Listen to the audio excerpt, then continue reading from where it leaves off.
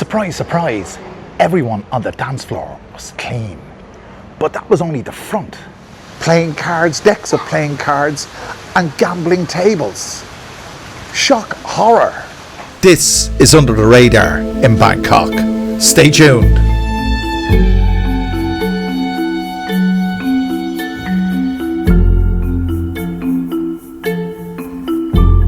In this part of our video, we're at Pracha Uchit Soi 11. And this is where the first event in our video takes place. You see, not everything in Bangkok, or in Thailand for that matter, is as it seems. And certainly not here on Pracha Uchit Soi 11. Because it was here in 2025, between the late hours of August the 15th and the early hours of August the 16th, that something that was not as it seemed was seen to be what it actually was.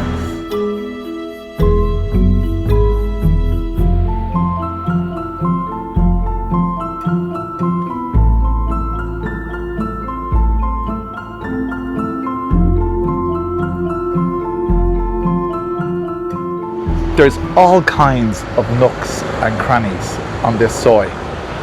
If you're watching from anywhere else, then you've never been to Thailand. Soi is street, or strasse, or stroid in my language. But there's nooks and crannies. I mean, look at this. Look at this. What the hell is this? I don't know, but maybe it's not as it seemed. But between the late hours of August 15th and the early hours of August 16th, police raided a club that looked like any other nightclub on the face of it. You see, this club and many others like it aren't publicised. They're private members only, or membership by invitation. And how do they get their names out there if it's not as it seems? They do it through WhatsApp groups and stuff like that, social media, and then it builds on word of mouth. How police found out about it, I'm not sure, but this is how they went about it. On that particular night, early morning, 50 law enforcement officers made up of the Immigration Bureau, the Narcotics Division, and local Wigwang police raided this premises along here somewhere. I don't know exactly which building it was. There are many buildings along here. And they immediately secured the premises. They told everyone on the dance floor to stay where they are and don't move. That's what you see in the movies, and the reason they did that was to make sure they hadn't got time to secrete anything they shouldn't have had. Surprise, surprise, everyone on the dance floor was clean. But that was only the front. They moved up to the VIP section and to the mezzanine, and there were many, many patrons there. The patrons actually were made up of Chinese nationals and Vietnamese nationals. Reports say there were 328 people on the premises, 122 Thai nationals and 308 foreign nationals. You see, there's a bit of a misnomer. A lot of people think that, let's say, the adult entertainment industry in Thailand caters specifically for Westerners or foreigners. Oh no, a large proportion of the clientele are Thai. And by virtue of the fact that there were so many patrons on the premises, it'll tell you it was a large-scale operation.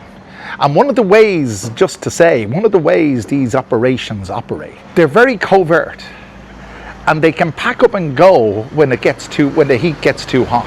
And that's what they generally did. But in this case, they hadn't got time. By the way, by virtue of the fact that the public-facing part of the club, the main dance floor, was clean, that suggests it was deliberately kept clean to throw people off the scent. The real action was taking place elsewhere, let's say with illegal, illicit, mind-altering substances. I've got to be careful what I say on YouTube. So apparently, all the clientele were tested for that kind of stuff. 6 individuals were tested positive, and we stress to say that they were Chinese and Vietnamese nationals. The club manager was arrested for operating a public entertainment venue without a license, and also he was done for selling alcohol without a license. But that was only to secure the investigation. The investigation went into a lot more detail. This is just one example of the hidden Bangkok. This is a very unassuming soy on Pracha Uchit, soy 11. So in the end, the authorities sought a 5-year closure of the premises. They probably got that. I don't know. It doesn't say. But that doesn't mean to say that these kind of below the radar clubs and pubs, or whatever you want to call them, aren't operating as I speak. So stick around. So stick around for part 2 of Under the Radar in Bangkok. Not all is as it seems. Just like this.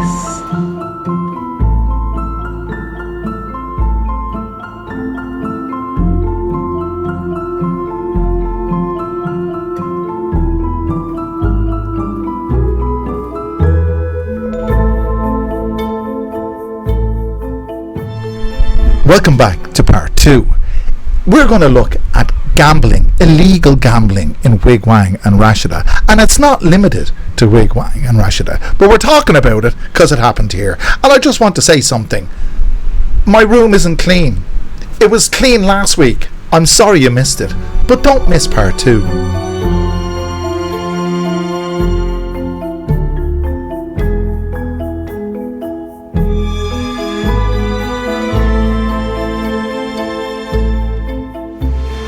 In November 2024, police raided a private house where they suspected gambling was going on. And they were right. Up to 30 people were arrested in the raid, somewhere in the Wigwang Rashida district. They found baccarat, am I pronouncing that right? They found playing cards, decks of playing cards, and gambling tables. Shock, horror. But how do people get to know how to go and where to go to these places?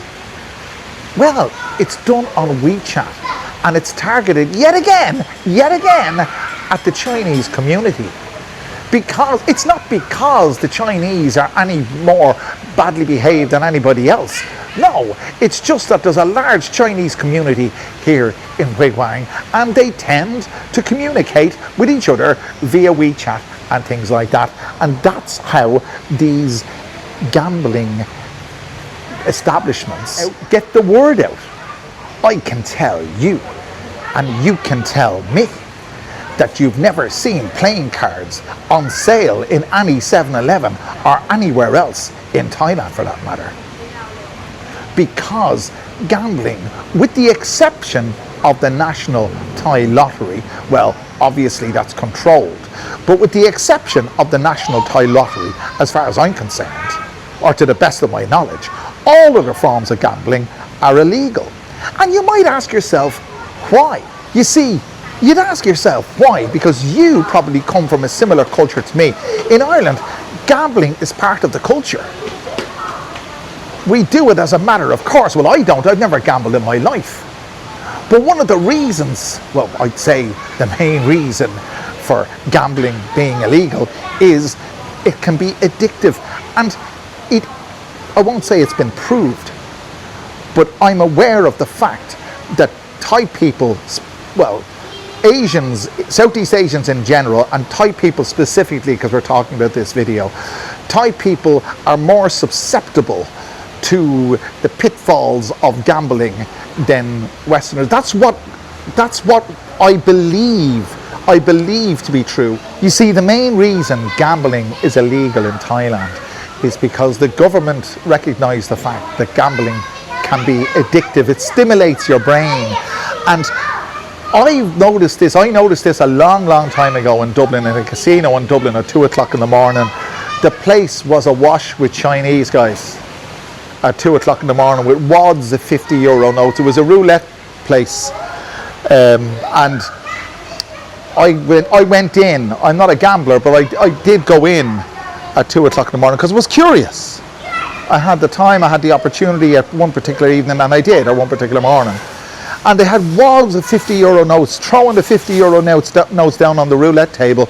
And it was my impression then that Irish people don't behave in that way. We gamble more responsibly. The Thais wouldn't be able to do that. Well, that's what the Thai government think, you see, when that's one of the reasons they ban it. And they're probably quite right to do it. Well, they are quite right to do it. It's their country. They can do what they want. But it doesn't stop the Thais from doing it themselves.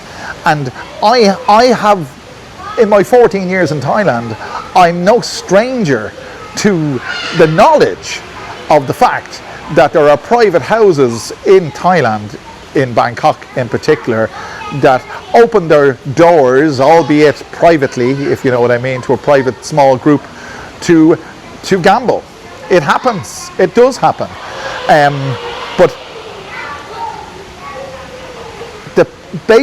But remember, it's completely illegal in Thailand, and if you go down that road, and I know you won't because it's something I've no interest in doing, and what's the point? But if you do go down that road, just like the private house that was raided, you could get raided, and you could become a cropper, big time. You see, this is under the radar Thailand, and things like this happen under the radar all the time. There are things that happen in this condominium that I'm in now that happen under the radar.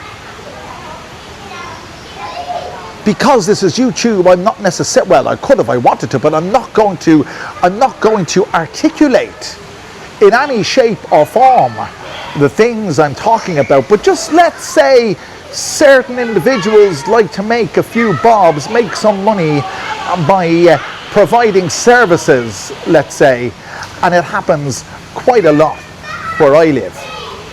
I'm assuming, but you know the word assume is ASSUME, to make an ass of you and me, but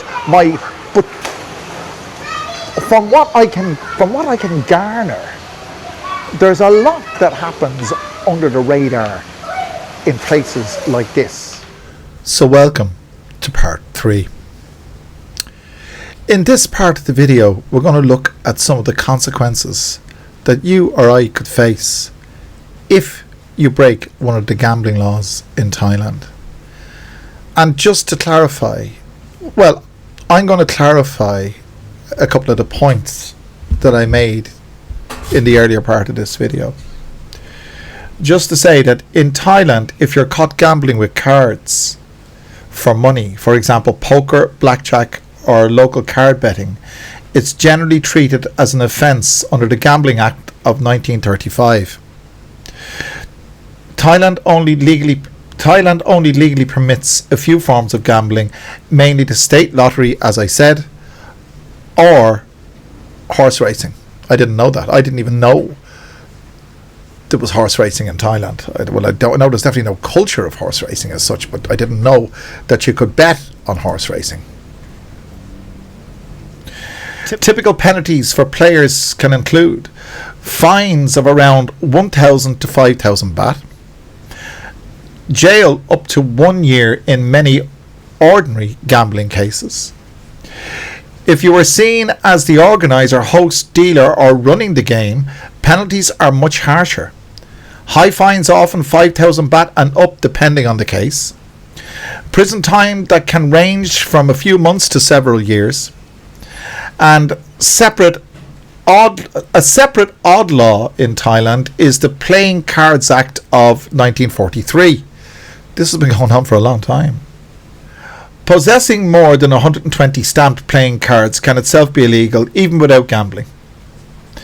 In practice, small private games among friends can sometimes just end with confiscation or a fine. If police believe money changed hands, they can arrest anyone involved. Foreigners can face immigration consequences after such a conviction. So, don't get caught playing cards in Thailand. Don't get caught gambling in Thailand. I've never, as I said, I've never gambled. In all my life, I've never gambled. So it's never been an issue for me. I wouldn't even think about it. I'm lucky. I suppose I'm lucky in that way. I wouldn't even know how to bet on a horse. I don't even know what odds are. I can't even work out. I was never numerically minded. But you see, I'm very numerically minded when it comes to you guys. I know exactly how many of you there are in terms of my supporters, and I know exactly of how many of the guys take care of me and buy me a coffee. I want to extend my gratitude. I usually leave this segment to the end of the video because I don't want to appear as someone who's just trying to garner support for the sake of garnering it. I'm genuinely grateful for your support. If you'd like to support me, you can scan the QR or click the link below. I just want to say that I said previously in a previous video that I wanted to develop and grow. This channel needs to develop and grow, because if you don't develop and grow, you don't survive in any aspect of life. And YouTube is not stagnant, and it won't remain. It'll never be stagnant. God knows how long it's going to be there. God knows how long any of us are going to be here. But while I'm here, I'm going to develop and grow. And I want you to continue to come with me on that journey. I'm no expert when it comes to anything I talk about. I give it from the information I get, and I give it from my own opinion. And that's all I can do. And that's the nature of this channel. So I hope you come back to me again for another wonderful video. This is just a feature of the channel. It's not the way the channel is going. It's just a feature. And we're still there doing the Beer Bandit and all that kind of stuff. As all that kind of stuff rears its head, we'll be there, the camera will be there, and I'll be there to bring it to you. So guys, until the next time, if you haven't done so already, click the like button, the share button, subscribe button. Do all those wonderful things, then I'll bring you back another wonderful video very soon. I just want to say as a footnote that gambling in Thailand is generally speaking illegal, but there are exceptions, but it's under very strict permissions. So it's safe to say you're better off not. That's the message. So there you go guys. I'll see you again very soon. Thanks for joining me.